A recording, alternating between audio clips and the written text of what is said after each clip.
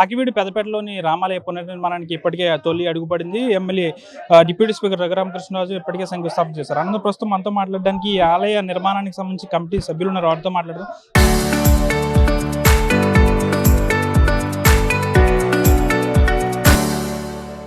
Sir, ఏ విధంగా జరగబోతుంది? శంకుస్థాపన మొదటి దశ పూర్తయింది. ఇప్పటి నుంచి ఏ విధంగా పూర్తి అవబోతుంది నిర్మాణం? పూర్తిగా ఇది రాతి కట్టడం అండి. సుమారుగా 8 శతాబ్దాల పాటు 8 దశాబ్దాల పాటు 8 శతాబ్దాల పాటు ఇది చెక్కు చెదనటువంటి కన్స్ట్రక్షన్ పూర్తిగా కృష్ణశిలతో నిర్మాణం జరుగుతుంది. రేపు నుంచే పని ప్రారంభమవుతుంది. 7 నెలల్లో పని పూర్తి చేసి ఈ యొక్క విగ్రహ ప్రతిష్ఠ అనేది దిగ్విజయంగా జరిపిస్తాం. కృష్ణశిల అంటే ఎక్కడి నుంచి తీసుకొస్తున్నారు ఈ శిలలన్నీ? తెలంగాణ నుంచి వస్తుంది కృష్ణశిల. అది ఆల్రెడీ మేము చూసి వచ్చాం. కొండది అక్కడి నుంచి వస్తుంది. అక్కడి నుంచి గన్నవరం వస్తే గన్నవరంలో దాన్ని తయారు చేసి ఇక్కడికి వస్తుంది. దాదాపు ఈ ఆలయ నిర్మాణం చేపడతామని ఒక మాట చెప్పిన వెంటనే దాదాపు వారం రోజుల్లోనే చాలా వరకు అమౌంట్ అనేది భారీగా కలెక్ట్ అయింది. ఏం చెప్పదలుచుకుంది? వారం రోజులు కాదండి, 48 గంటల్లోనే అమౌంట్ పూర్తి అయింది. మేము 80 లక్షలతో దాన్ని సీలింగ్ పెట్టాలనుకున్నాం. 1 కోటి రూపాయలతో సీలింగ్ పెట్టాం. అద్భుతంగా ప్రజలందరూ సహకరించారు. అందరికీ ధన్యవాదాలు. అడ్డంకులు తొలగిపోయానుకోవచ్చా? ఇంకా అడ్డంకులు రాముడి దగ్గర అడ్డంకులు ఏమి ఉండవండి. ఇంకా ఇప్పుడు చూస్తారు కదా, రోజు పిటిషన్లు వేశారు, రోజు గొడవలు చేశారు. ఏది ఆగదు, రాముడికి ఏది ఆగదు. ఖచ్చితంగా అయోధ్యలో రామాలయం నిర్మించడం ఆలస్యమైంది, కానీ ఇక్కడ ఆలస్యం అవ్వదు. 8 నెలల్లో దీని యొక్క విగ్రహ ప్రతిష్ఠ తీరుతుంది. రామాలయం పూర్తయిన తర్వాత నిత్యం భక్తులు ఇక్కడ ఆధ్యాత్మిక శోభ ఏ విధంగా ఉంటుంది అనుకుంటున్నారు? వస్తారు, అద్భుతంగా వస్తారు. ఇవాళ పాల్గొనడం వచ్చిన వాళ్ళంతా స్థానికులు ఎక్కువ ఉన్నారు. ఖచ్చితంగా వాళ్ళ సహకారంతో ఏర్పాట్లన్నీ చేసాం. ప్రసాద వితరణ ఇవన్నీ కూడా స్థానికులే గత 3 రోజుల మట్టికి ఉండి అన్నీ చేసుకున్నారు వాళ్ళు.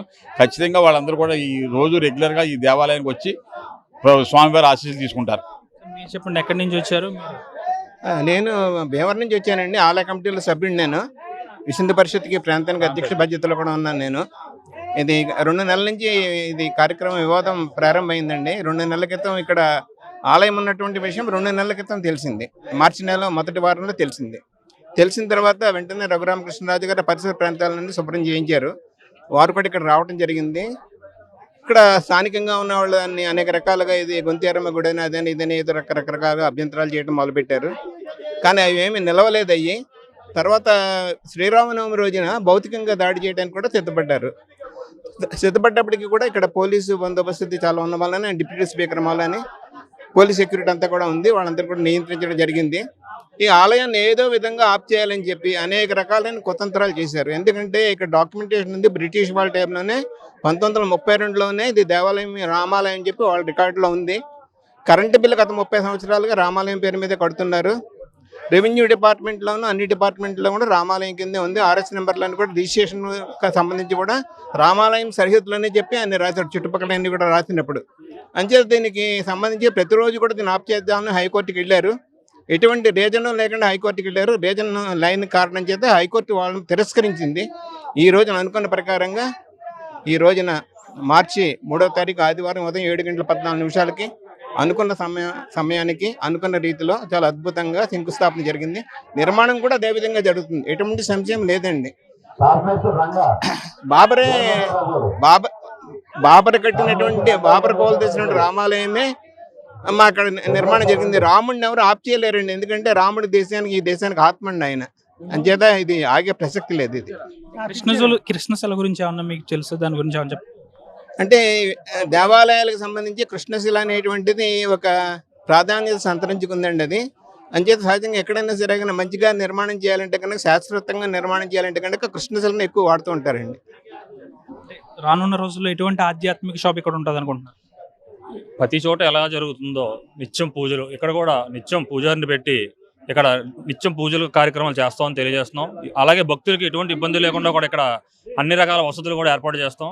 ఎక్కడి నుంచి వచ్చినా సరే ఇప్పుడు కూడా మీరు చూస్తే చాలా దూరం నుండి ఎంతో మంది వచ్చారు. అలాగే సుమారు 3000 మంది వచ్చారు. వాళ్ళకి కూడా ప్రసాదాలు కూడా ఏర్పాటు చేయడం జరిగింది. అలాగే నిత్యం ప్రసాదాలతోటి, నిత్యం భక్తులతోటి, దూపదీప నైవేద్యాలతోటి ఇది మరింత దినదిన అభివృద్ధి చెందుతుందని నేను మనస్ఫూర్తిగా కోరుకుంటున్నాను. అలాగే నాకు తెలిసిన మరో విషయం ఏంటంటే, ఒక హైకోర్టులో ఒక రిట్ పిటిషన్ వేశారు, దాన్ని విత్డ్రా చేసుకున్నారు, పిల్లేశారు, అది డిస్పోజ్ అయింది. మళ్ళీ రేపొద్దున లంచ్ మోషన్లో మళ్ళీ రిట్ పిటిషన్ వేయడానికి సిద్ధపడ్డారు. అంటే ఏదో ఒకటి ఇప్పుడు ఇక్కడ అన్ని దారులు మూసుకుపోయినాయి. ఎందుకంటే ఇక్కడ 1932 ఆర్ఎస్ఆర్ రికార్డులో ఇది చూస్తే రామాలయం రాసింది, వెనకాల చూస్తే కడిగితల దీనమ్మ గారి స్థలం, అందులో కూడా హద్దు ఉత్తరం వైపు రామాలయం రాశారు. అలాగే అటువైపు గోట్లలో ఉన్నారు, ఆ డాక్యుమెంట్లో కూడా హద్దు రామాలయం రాశారు. ఇవన్నీ చూసిన హైకోర్టు పరిశీలించి ఆ రిట్ని కానీ ఈ పిల్లు కానీ తిరస్కరించడం జరిగింది. అలాగే రేపొద్దున్న ఏం చేయాలో తెలియక గుడి మీదకి వెళ్ళాడు. ఇప్పుడు దాకా గుడిని ఏం చేయలేకపోయాడు ఆ జడా శ్రావణ్ కుమార్ అనే వ్యక్తి. రేపొద్దున అధికారుల మీదకి అసలు పర్మిషన్ ఎలా ఇస్తారని చెప్పి అంటున్నాడు. ఎందుకు ఎవరు పర్మిషన్లు? అన్ని ల్యాండ్ యాజ్ పర్ రూల్స్ ప్రకారం రెవెన్యూ రికార్డులో అదే ఉంది, డాక్యుమెంటేషన్లో అదే ఉంది. ఇక్కడ స్థానికులను అడిగితే అదే చెప్తున్నారు. అన్నీ ఉన్నప్పుడు అది మానేసి ఒక కలెక్టర్ గారిని, ఒక ఆర్టీఓని, ఒక ఎంఆర్ఓని, ఒక మున్సిపల్ కమిషనర్ కూడా అలా బెదిరించే స్థాయికి వచ్చాడంటే ఆ వ్యక్తి. ఒక జడ్జిగా రిటైర్డ్ అయిన వ్యక్తి అసలు ఏ రకంగా మాట్లాడుతున్నాడంటే అసలు ఆయనకన్నా ఇంకా చెప్పకూడదు, తిట్టొచ్చు ఆయన్ని. మాకు ఆ సంస్కారం అడ్డు వస్తుంది కాబట్టి నేను మాట్లాడతలేదు. అయినా సిగ్గు లేకుండా రేపొద్దున మళ్ళీ రిట్రిబ్యూషన్ చేయడానికి మళ్ళీ తయారైపోతున్నాడు, మళ్ళీ దెబ్బలు తింటాడని చెప్పి నేను ఈ రాముని సాక్షిగా చెప్తున్నాను. ఇది ఎవరి తరం కాదు, ఎవరు ఆపలేరు. జై శ్రీరామ్. మీరు ఎక్కడి నుంచి వచ్చారు? జై శ్రీరామ్ అండి. నాది ఉండి అంటే పశ్చిమ గోదావరి జిల్లా విశ్వ హిందూ పరిషత్ అధ్యక్షుడిని. అలాగే ఇప్పుడు అభివృద్ధి కమిటీ ఏదైతే చేశారో దాంట్లో కూడా ఒక మెంబర్గా నేను వచ్చాము.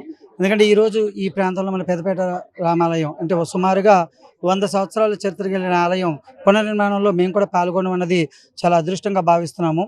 ఎందుకంటే మనం పూర్వ ఆలయాన్ని, మనం శిథిలమైన ఆలయాన్ని గతంలో మనకి 2 నెలల క్రితం సాక్షి పేపర్లో ఎక్కడయ్యా రామయ్య అంటే అందరం కూడా చాలా స్పందించి బాధపడ్డాం చూసి. అలాంటి ఆలయం శిథిలావస్థలో ఉండి చెత్త చెదారాలతో ఉండి విగ్రహాలన్నీ పాడైపోయి రకరకాలుగా ఉన్న ఆలయాన్ని అందరం కలిసి అంటే దీంట్లో లక్ష ఇచ్చేవాళ్ళు చాలామంది ఉన్నారు. అయినా సరే రంగరామకృష్ణ గారు ఏంటంటే 100 రూపాయల నుంచి మన 10,000 లోపు ఉన్న వాళ్ళందరూ మనం తీసుకుని ఎక్కువ మందిని భాగస్వాములు చేద్దామని ఈ కార్యక్రమం చేశారు. చాలా అద్భుతంగా అందరూ మనసుల్లో ఉంది. కానీ ఎన్నో ఆటంకాలు వచ్చినాయి. హిందువులుగా మేము చాలా బాధపడ్డాం. ఎందుకంటే ఇన్ని ఆటంకాల కొత్త ఆలయం కాదు మేము కట్టుకునేది పూర్వం ఉన్న స్థలంలోనే కదా, ఇన్ని అడ్డంకులు అని చాలా బాధపడ్డాం. కానీ ఈరోజు ఇంత అద్భుతంగా అంటే 80 లక్షలు అనుకున్నాం, ₹1 కోటి దాకా అమౌంట్ బాగా వచ్చింది. అందరూ ఇప్పటికీ కూడా అడుగుతున్నారు, లేదు సరిపోయిందని చెప్పి మనం ఆపడం అయితే చేశారు. ఈరోజు పెద్దపేట రామాలయంలో ముందు కూడా ఈ కార్యక్రమాలు ఏవైతే ఉన్నాయో నిర్మాణం జరిగిన తర్వాత కూడా ఏవైనా ఆటంకం లేకుండా ప్రతిరోజు కూడా ధూపదీప నైవేద్యాలు అన్నీ కూడా ఉండి ఒక అద్భుతమైన భవ్యమైన అయోధ్య రామ తరహాలో మనకి ఈ 4 సెంట్లోని ఒక చిన్న రామాలయాన్ని మనం కట్టుకుంటాం. అందరికీ కూడా వచ్చిన వాళ్ళందరికీ కూడా మనం ఈరోజు ఆనందంగా వెళ్తున్నారు. జై శ్రీరామ్. అందరికీ నమస్కారం. నా పేరు బాణవరాజు, మలికిపురం మండలం బట్టేలం గ్రామం. ఈరోజు మన రఘురామకృష్ణరాజు గారు శంకుస్థాపన కార్యక్రమంలో ఈ రామాలయం శంకుస్థాపన కార్యక్రమం పాల్గొనడం నాకు చాలా సంతోషంగా ఉంది. ముఖ్యంగా ఈ రామాలయానికి ఇన్ని అడ్డంకులు రావడం చాలా దురదృష్టకరం. ఎందుకంటే 100 సంవత్సరాల నాడు చరిత్ర కలిగినటువంటి ఆలయం, బ్రిటిష్ వారి కాలంలో కూడా ఇది రికార్డులో ఉన్నటువంటి ఆలయాన్ని చుట్టూరు మత వ్యాప్తి పెరిగిందనే ఒక సాగుతోటి ఇక్కడ అడ్డంకులు కల్పించడం చాలా దురదృష్టకరం. అంబేద్కర్ మహాశయుడు ఆనాడే చెప్పాడు, ఈ దేశంలో ఎడారి ఇతర మతాలు విస్తరిస్తే ఈ దేశానికి ప్రమాదం అని చెప్పడం కూడా జరిగింది. ఎందుకంటే ఆయన హిందూ మతంలో కొన్ని సంఘటనలు నిరసించి ఆయన బౌద్ధం తీసుకున్నాడు, కానీ విదేశీ మతాల్లోకి వెళ్ళలేదు. అయితే ఇప్పుడు రాను అంబేద్కర్ని మావాడని చెప్పుకుంటున్నారు. అన్ని రకాలు చెబుతూ కూడా ఈ ఇతర మతాల ప్రోత్సాహంతో ఇన్ని అడ్డంకులు కల్పించడం చాలా దురదృష్టకరం. ముఖ్యంగా ఒక జడ్జి స్థానంలో పనిచేసిన జడా శ్రావణ్ కుమార్ లాంటి వ్యక్తి కూడా ఇటువంటి అడ్డంకులు కల్పించడం, అనుక్షణం కల్పించడం చాలా దురదృష్టకరం. ఈ దేశానికి ఆత్మ రాముడు, అటువంటి రాముడి యొక్క ఆలయానికి ఇన్ని అడ్డంకులు కల్పించడం. ఎందుకంటే అయోధ్య రామాలయం 100 సంవత్సరాలు ఇబ్బంది పడ్డప్పుడు కూడా నరేంద్ర మోడీ గారి సహకారంతో అది ఆలయం నిర్మాణం చేయడం భవ్యమైన కార్యక్రమం జరిగింది. ఆ కార్యక్రమం శంకుస్థాపన కానీ ప్రారంభంలో కానీ పాలు పంచుకోలేకపోయాను. ఈరోజు అంత దూరం అయినప్పటికీ కూడా ఈ ఆలయ శంకుస్థాపనలో పాలు పంచుకోవడం ఆనందం అందుకుంది. అతి త్వరలో ఈ ప్రారంభోత్సవం కూడా పాలు పంచుకుంటామని తెలియజేసుకుంటూ అందరికీ కృతజ్ఞతలు తెలియజేసుకుంటాను. జై శ్రీరామ్. ఎన్ని ఆటంకాలు ఎదురైనప్పటికీ కూడా ఈ ఆలయ పునర్నిర్మాణం కాస్త మొదటి దశకు చేరుకుంది కాబట్టి రానున్న రోజుల్లో పెద్ద ఎత్తున ఈ ఆలయం పూర్తి అయ్యి భక్తులు కూడా అధిక సంఖ్యలో వచ్చేలా ఇక్కడ ఉంటారంటూ కూడా చెప్తున్న పరిస్థితి కూడా నెలకొంది. ఇతర ప్రాంతాల నుంచి కూడా పెద్ద ఎత్తున భక్తులు ఇక్కడికి తరలి వచ్చారు. ఈ శంకుస్థాపన కార్యక్రమాన్ని అయితే వీక్షించిన పరిస్థితి కూడా ఇక్కడ నెలకొంది. వీడియో జర్నలిస్ట్ శేఖర్తో మన ఆర్టీవీ ఆకివీడి పెద్దపేట.